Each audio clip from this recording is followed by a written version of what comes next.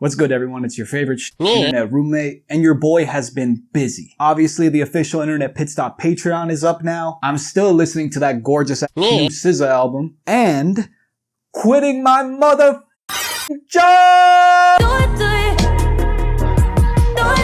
Thanks to y'all, not only am I doing the 100,000 subscribers special, but I'm tired.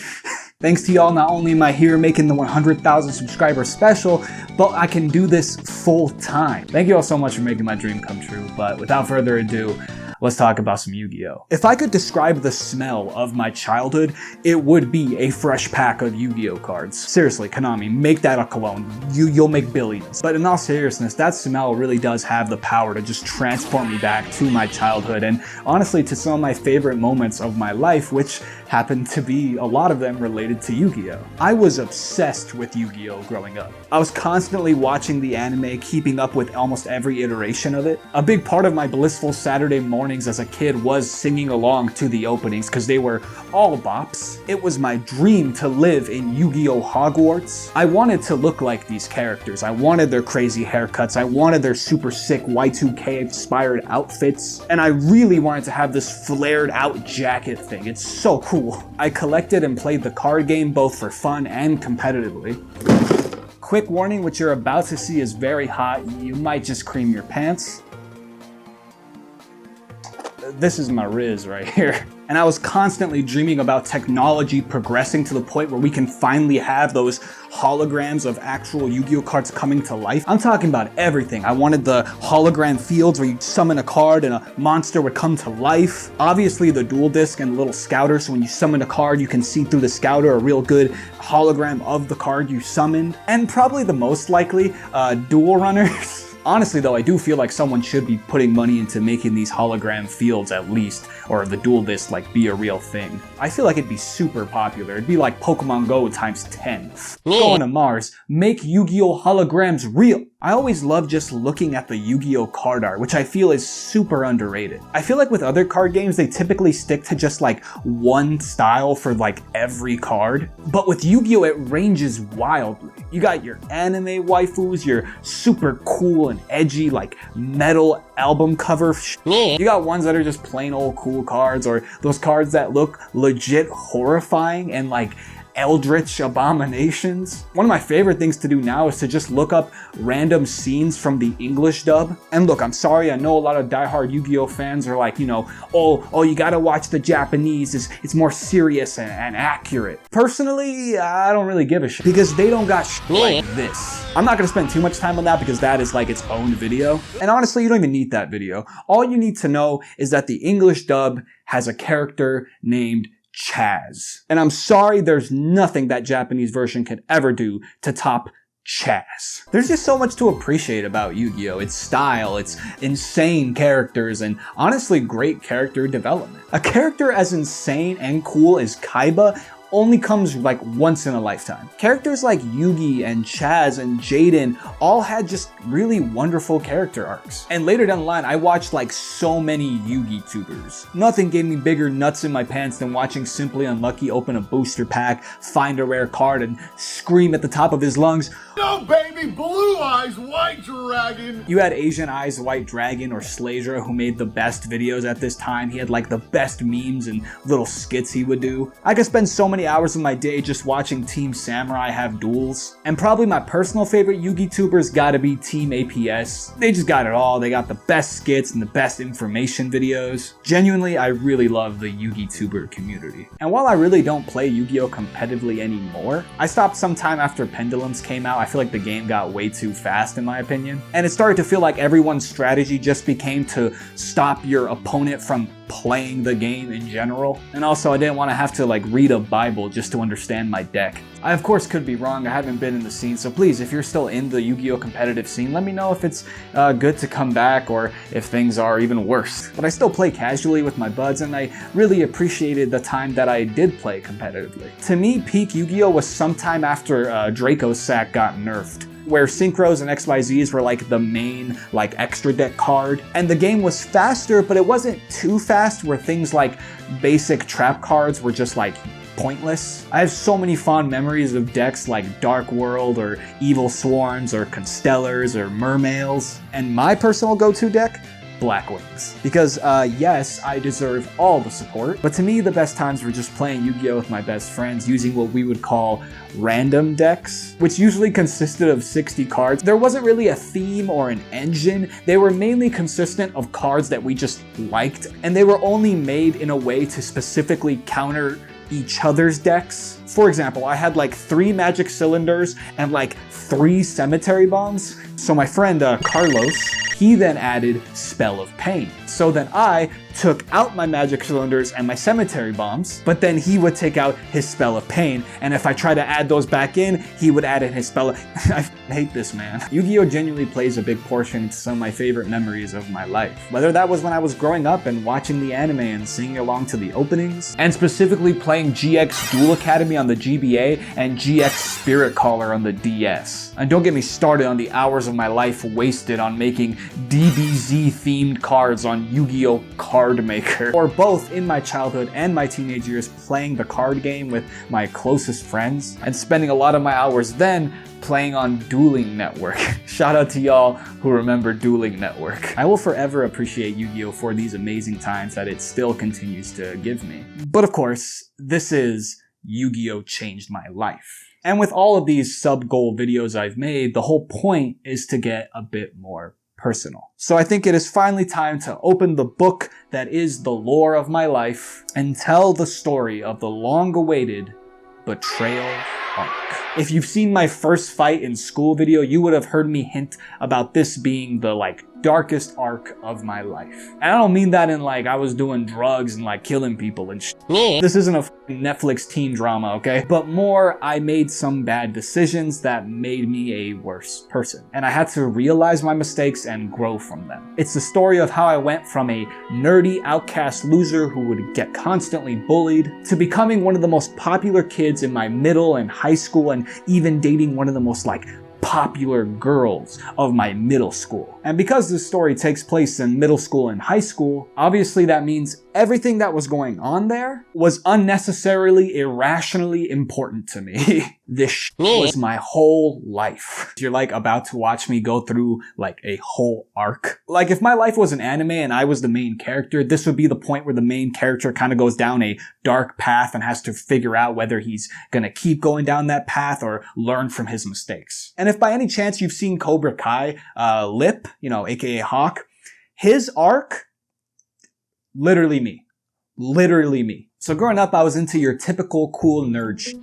Anime, video games, just nerd culture in general. And I also had a hard time socializing with others, which I think mainly came from me being from a different country, being Bosnia, and then moving to Arizona of all places. Even though I came at a really young age and was fluent in English, that feeling of being different and being an outsider, I felt that shit heavy. And I'm gonna be real up front, it didn't help that I was genuinely a weird motherfucker.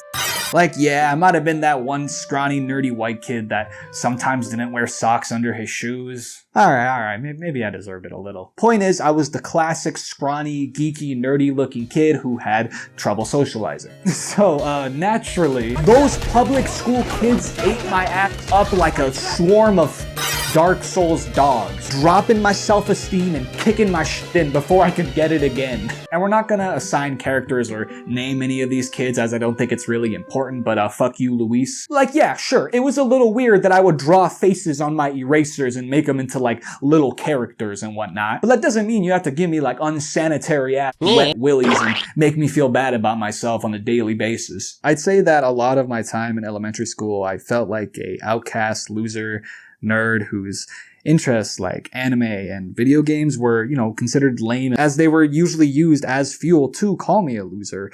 I really didn't have the best self-esteem at this time. And I had this constant fear that I was never going to get a girlfriend. I was going to be a virgin forever and die alone. Bro, I was 10. I should have been starting my Pokemon journey. Why the f were these my worries? And I also had this yearning to be cool and to fit in and to just be popular. because in my mind, becoming popular would get me to getting a girlfriend and fitting in and whatnot. So basically, real Greg Heffley vibe. But here's the thing about nerds and outcasts who are into anime and nerd shit in general. Especially with anime, because at this time it was super niche. When you found someone who also liked that shit, those are the type of friends where you stick together like Hondas and waifu stickers. And for me, that friend was Erik. I met Erik because we lived in the same apartment complex, which is here.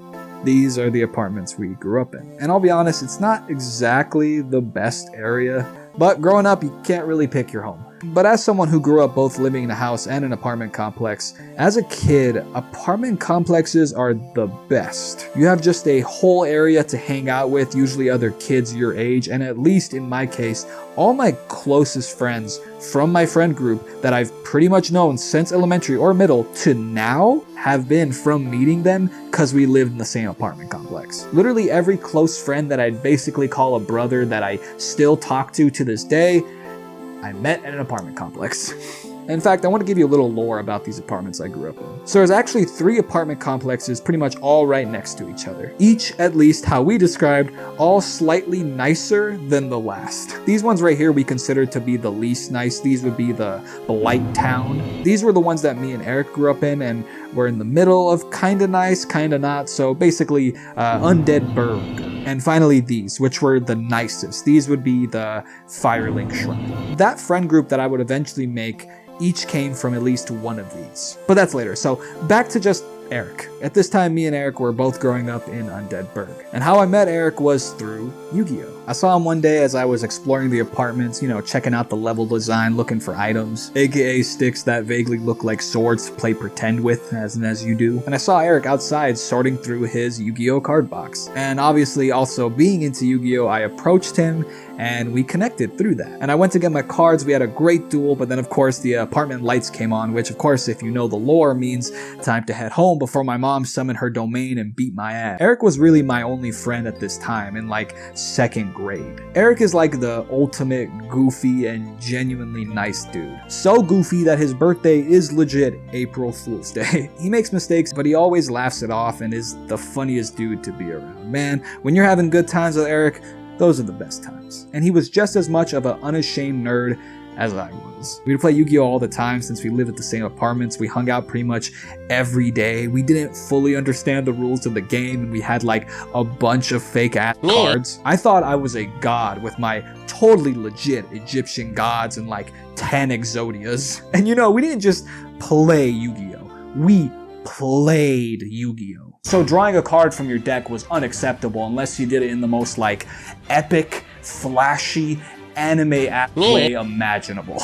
We of course had like very anime dialogue as we would duel. And much like the show, when you took life point damage, you had to like make it look like that shit hurt. And if we weren't dueling, we were still dueling, but also talking about and watching anime that we both enjoyed. Dragon Ball, Pokemon, Bakugan, things like that. But because Erik was really my only close friend at these apartments, it made it that much more harder when my dad got a better job, which of course meant that we would move from these apartments to a house. So of course, my happiness, time to go to a different school and a different neighborhood full of people I don't know. This is when that bullying that I talked about earlier happened the most. Pretty much from 3rd grade to 5th grade going to this new school, I didn't really make any new close friends, which is when I depended on anime and video games for those fun times the most. But then hilariously, this guy got elected twice, so America had a big old recession. My dad got laid off his job, so then we would move back to these apartments. And I couldn't have been more happy and surprised when I moved back and Erik was still there. I hadn't really been able to keep in touch with him in the meantime, which meant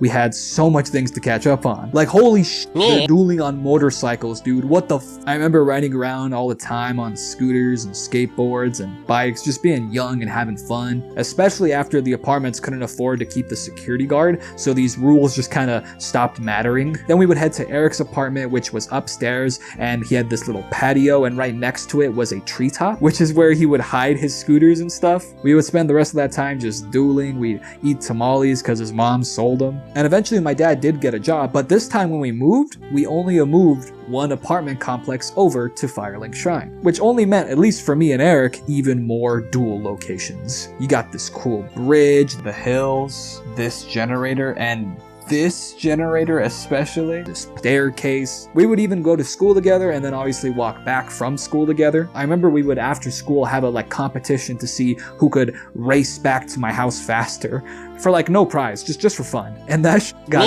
serious, my guy.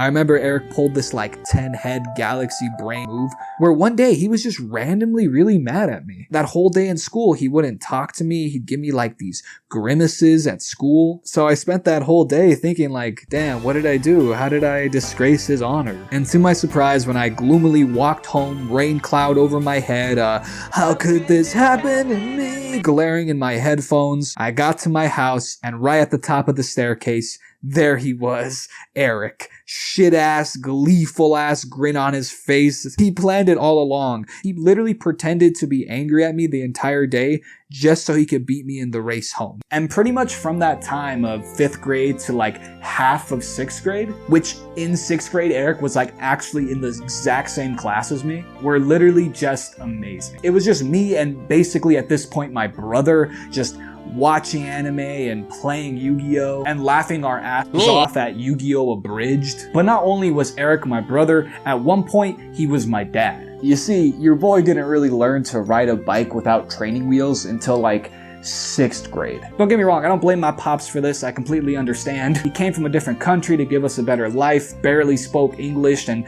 was working a lot of the time as a construction worker. But luckily, my boy Erik was there to teach me. And he did it just like in the movies. He was pushing me on the bike and I was like, "Don't let go, Dad." And then he was like, "I'm not gonna let go, son, don't worry." But then of course, he did let go. And I was like, "I'm doing it, Dad, I'm doing it." But unfortunately, I'm a dumbass. So despite literally having a great best friend, basically brother that I could spend a bunch of time with and hang out with and have good times with, I still felt upset that I wasn't cool and that I wasn't popular. Constantly upset that I was looked at as a nerd and my placement in the popularity food chain. Still thinking I could never get a girlfriend and I was gonna be a virgin forever. You are 12! It is okay! I was still struggling with low self-esteem, thinking I was ugly and I desperately wanted to fit in. And there was a point in 6th grade where I was randomly assigned a seat near one of the popular kids. And while I was in his, in my mind, godly premises, I would pick up on things and slightly take notes on his riz. And pretty much all on my own with none of this kid's advice, I came to the idea that for me to be cool and to be popular and to fit in, I would have to let go of all the things that were nerdy about me. Basically the mindset of, you're going to the 7th grade, dude. You can't still be into anime. That's for kids. You need to be a cool grown-up. You are 13! Because from what I saw, these popular kids, I didn't hear them talk about video games or anime. But of course, in this quest of becoming popular, it didn't mean just dropping anime or dropping video games or all that other nerdy stuff. In my mind, that also meant that I had to stop hanging out with Erik. Cause, I can't be cool if I'm hanging out with a nerdy... Jesus. A real quick warning, if it sounds like I'm gonna become a real bad person douche, I am. Like I said, I am Eli. I am Hawk. I'm a dumbass kid who thought this is what I had to do to be popular, and for some reason I cared so much about being popular. Mistakes are about to be made.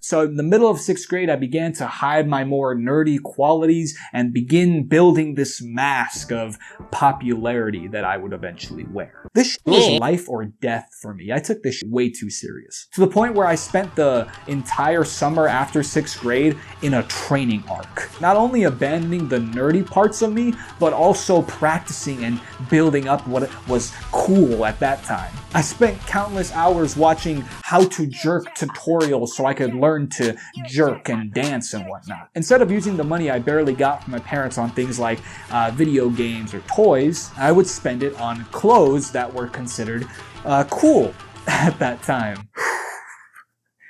Fuck. In my mind, this was the only way to be cool.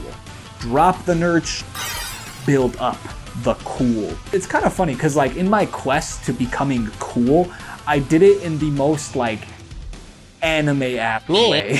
I feel like someone that was like naturally cool would instead still do the anime and video game nerdy stuff, but just, you know, keep it low key, hide their power level. But not my anime app. I only work in life-changing ultimatums. So 7th grade starts, aka middle school, and if you know the lore, middle school is genuinely when kids are like the worst pieces of shit. Genuine sociopathic menaces to society. They didn't care about anybody's feelings. They would roast you for anything at this time. Now early on 7th grade, I was still kinda nerdy. I still hadn't reached my, you know, ultimate douchey form yet. But lucky for me, I had met a really cool guy who was pretty popular. His name was Darius, and I just want to say ahead of time, rest in peace. He was that kind of cool guy where he pretty much got along with everybody. The nerds, the cool people, everyone. And he basically became my swag sensei. He gave me tips on how I could be cooler. Like telling me to start by getting a cooler haircut that involved some sort of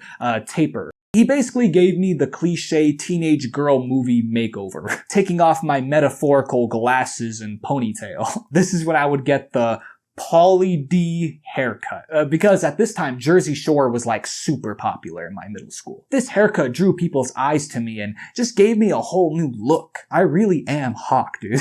Just like him, I was bullied, and his way of like countering that was by getting a completely different haircut, flipping the script. Little by little, with Darius' help, I would slowly creep closer to coolness. Until I became a full-fledged this, which people called this subculture at this time swag, words that we shouldn't say. I had the whole look down. I had a snapback on my head. I had snapbacks on my belt loops. All my shirt colors had to match the color of my shoes because that was a big thing at this time. And it worked. And not only did it get me one of the most popular girls at my middle school, at this point I had it all. I was popular. I had the popular girlfriend. I had popular friends. Like if you saw that first fight video, Rikuga, which if you did see that video, not a great friend. And as scummy as this was, I will say being able to socialize and have a girlfriend, it did help me build confidence. No longer did I have to pretend to be the hype. In my mind, I am the hype! Which admittedly was cool to now be able to talk to girls without pissing myself and make friends easier than ever. And all those nerdy things like Yu-Gi-Oh! And Erik became kind of forethought, even though he went to the same middle school as me. But none of that was important to me anymore.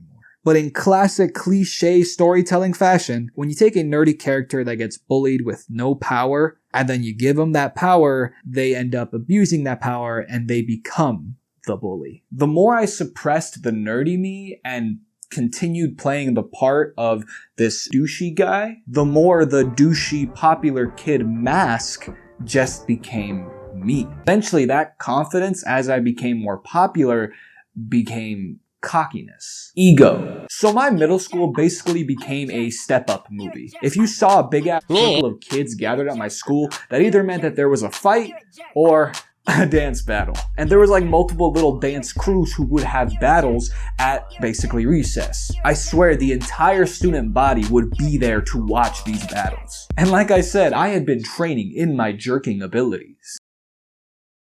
I eventually became like the best dancer at that school, and doing all that made me even more popular. By 8th grade, I was no longer that nerdy kid who got the popular girl. That popular girl became "Oh, you're IP's girlfriend, right?" I overshadowed her in clout, and with my head so far up my ass I could see the back of my teeth, my douche nen only grew stronger. At this point, I was unrecognizable. I had pretty much forgotten the old me, and now I was just that mask. I was just that douchey, popular, cool kid. Much like the very same people who bullied me. Where again, I'm sorry, please don't hate me. These were just mistakes, and legit, I thought I had to do this to be popular. It's just a development arc, Mom, please. I was Eli, and now I had become Hawk, and I was fully embracing it. So of course, I also started being a bully. In my defense, never to the same level as my bullies, like, you know, never giving wet willies or anything really physical. But in terms of like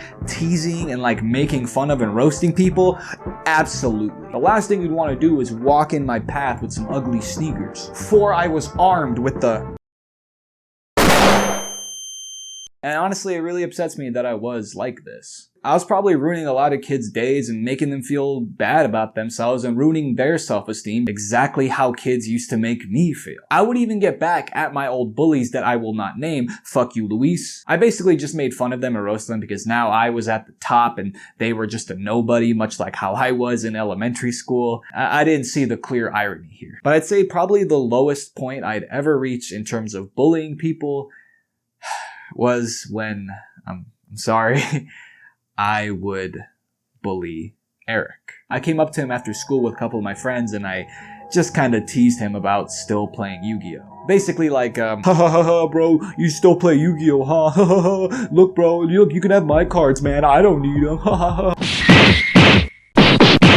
I'm not really proud of any of the bullying I did, but this was definitely the lowest point imaginable because I was bullying someone who was genuinely a great person and was my only friend at a time when no one wanted to be my friend. By the time middle school was coming to an end, I was practically the king of that school. And when high school came around, because a lot of the kids that went to my middle school also came to my high school, my popularity only grew. I sacrificed a lot, but I did it. I became exactly what I wanted, and this is everything that I wanted. I did it. I'm happy. And for half my freshman year, it was just that. Until I had to once again move from the apartments to another house, which also meant a whole different high school. And even there, I was still able to pretty much join in with the popular kids of my grade. But because I was at a house, now when I would leave that school, I didn't really have anybody anymore.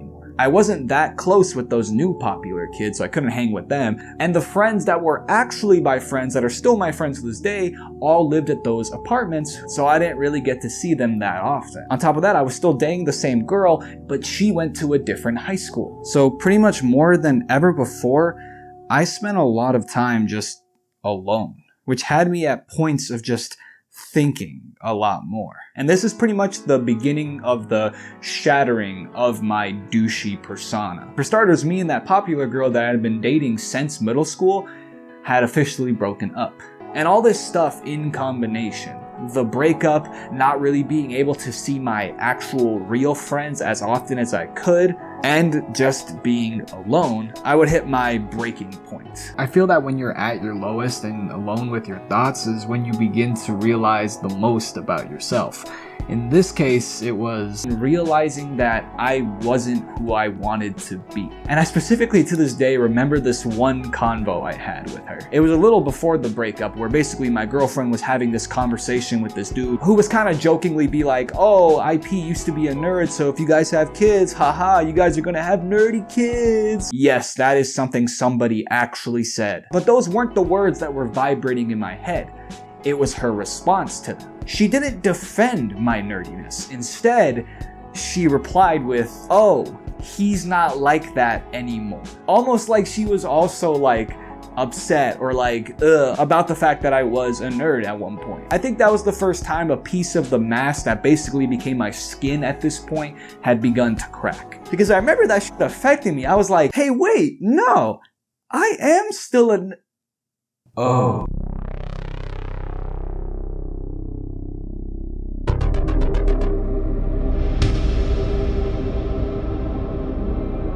the real me was still there, underneath all this douche. And being able to realize that later on, just thinking about it, it like all hit me at once. I was already in a pretty depressive state because of this being my first big breakup. I think especially because in my head, dating that popular girl was such a big part of this identity I built. And now that the mask was crumbling, the thing that hit me the hardest was that this whole time I wasn't even being me. For a few years now, I wasn't even really a person, just a mask of what I thought I had to, or wanted to be. I was basically just playing a role for like a few years now, unnecessarily like stripping myself of all these actual things that I genuinely enjoyed. And for what? Just to be what I thought was cool? All these douchey qualities and personality traits that I painted on this mask that became me began fading away. But since I wore it so long, it became who I was. And now with it all suddenly gone, all that was left was nothing. No personality, no sense of self. I was nobody.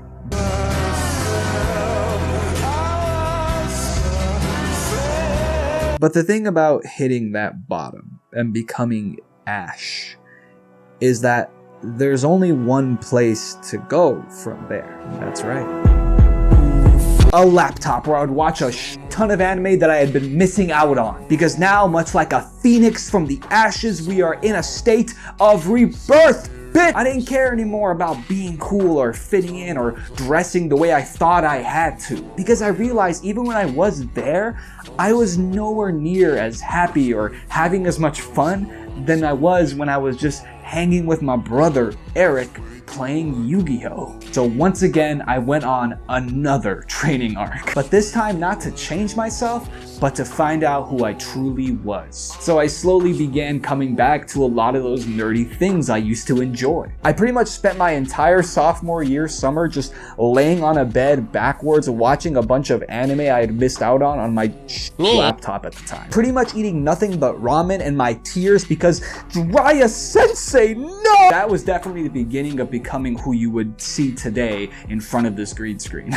In a sense, though I hated the douche me, without it, I lost my confidence. I didn't know how to be confident without playing that role, without that mask, and that's what I had to learn. I couldn't just brush this part of me aside and act like it didn't exist, because it did. The best thing I can do is accept it as a part of me and take the good from it and learn from the mistakes. You can't rewrite the past. You can only accept it and move on from it. It's because of it that I am able to have self-confidence. But because of the nerdy self that I actually was, it helped me separate the confidence from cockiness. The real me was a mix of these experiences I went through, both being this terrible douche and this nerdy outcast. And while I did make a lot of fake friends, at the same time, like I said before, I had a real friend group, which, like I said, were all from these apartments. They're still my friends to this day, so even though Erik wasn't with me, I had formed this group, and they were my brothers. And around junior year, I even got one of them,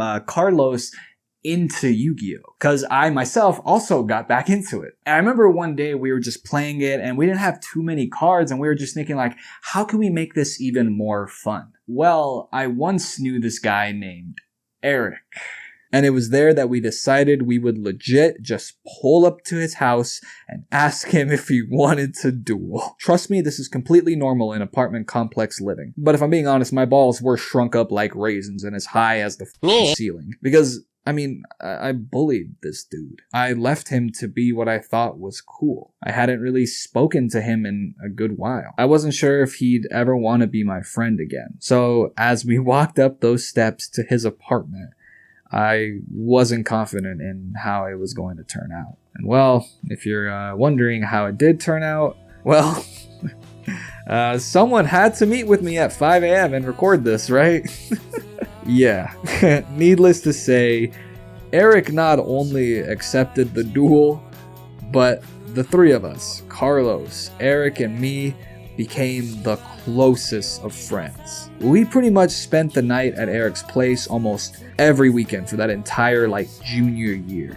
Just dueling, watching anime, and just being bros. I can't begin to count the amount of great memories and inside jokes we had created in this time. More recently, me and Erik were talking about this time. He described me, Carlos, and him as Tanjiro, Zenitsu, and Inosuke. I'll let y'all in the comment section figure out who you think is who. I remember dueling until like 3 a.m. and then watching anime like Pokemon until like 5 a.m. We would even do like Soul Link Nuzlocke together. And eventually, Erik would even join that real friend group that I formed from the apartment complexes. And we would all just hang out at each other's places, especially Erik's apartment. We would watch movies. We'd use the little money we had to go to the not so safe haven, but we loved it, Circle K, by our apartments. We would buy snacks. We would hang out in so many places in these apartments, all of which have their own lore. Like, don't get me started on the tree of I'm sorry, we were a group of teenage dudes, I'm sorry. This area that we called the Hills, which basically had this little like safe point, if you will. And do not get me started on this generator. Oh my god, there was no deeper combos than the ones we had here. This was probably one of the most happiest slices of my life ever. Everything was simple. No one had a job or responsibilities, and we all had infinite time to hang out. There was this one night where we found this beat up, disgusting ass Rasta banana stuffed toy that we said had herpes, and we just like chased each other around these 3 apartment complexes until like 4 a.m. I realized this is what I wanted all along. Not to be popular and accepted by everyone, but to have genuine friends who accepted me for who I was and were my people, my brothers. And through all of this, not once did Erik ask me for an apology. And even when I did just apologize to him, he brushed it off like it was nothing. According to him, he told me it was because he was more happy to just have me as a friend again, rather than he was bitter about what I had become at that time. That even when we were enemies or whatever, he would watch my dance battles at school and root for me. Because, man, Erik is just that kind of guy. An absolutely amazing friend and brother, but definitely still a worse duelist than me. I'm genuinely so grateful for these friends that became my family that I met at these apartment complexes. And I'm beyond grateful to Erik as one of my closest friends ever. And even when eventually, obviously, everyone would move away from these apartments, we still make sure to keep in touch and even hang out when we have the time. And I think much like me, every one of these dudes probably still, I think, cherish these moments we had at these apartments. We didn't have money or jobs, but we had so much time, and nothing is better than that. Just being able to spend every day either dueling with each other or cracking jokes as a group until you're crying of laughter, and just making the best of memories with a group of close friends and or brothers. So I guess in a sense, Yu-Gi-Oh! Changed my life because it was there at almost every impactful turning point. I was a nerd who got made fun of for my interests like Yu-Gi-Oh! But Yu-Gi-Oh! Was also what started one of my closest friendships, and when I became the absolute douchey, asshole popular kid, it was Yu-Gi-Oh! That I let go of, and later made fun of. And of course, when I realized my mistakes and began to grow from them, it was Yu-Gi-Oh! That reconnected that friendship. Yu-Gi-Oh! Both connected me and reconnected me to my closest friend to this day. A children's card game did all of that. And I guess that's all I really have to say. If there's any lesson to take from this, it's that your mistakes do not define you. It's your choices from those mistakes that do. And that it's much more valuable to have one real friend or a small group of real friends that make you feel accepted than to want acceptance from everyone. And of course, I want to say just rest in peace to the Yu-Gi-Oh! Creator. Thank you, Kazuki Takahashi, for your creation and your creativity and passion. It literally changed my life. This guy was a hero through and through, changing my life and the lives of many with his creation, and then saving the lives of others before passing himself. I can only wish the best for his family and close friends. And thank you all for watching this dumb shit that I do. You are all literally the reason I am able to stand here in front of this green screen and talk about the shit I like, and now make that my career. And for that, I hope that I can keep doing right by you all I love y'all. I am Internet Pitstop, which, by the way, if you're wondering who came up with that name, it was Erik. But of course, because this is a sub-goal, it also means, much like before, we have to leave this pit stop. It's time to see where this adventure on the internet takes us next. Let's go.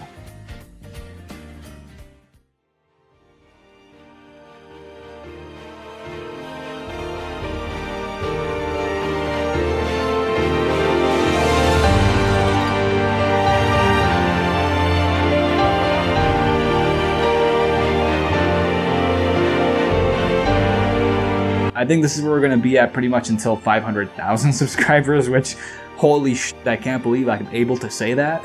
If you want to support me more, I have a Patreon link, but most importantly, thank you so much for coming to this new little pit stop on the corner of the internet. Peace.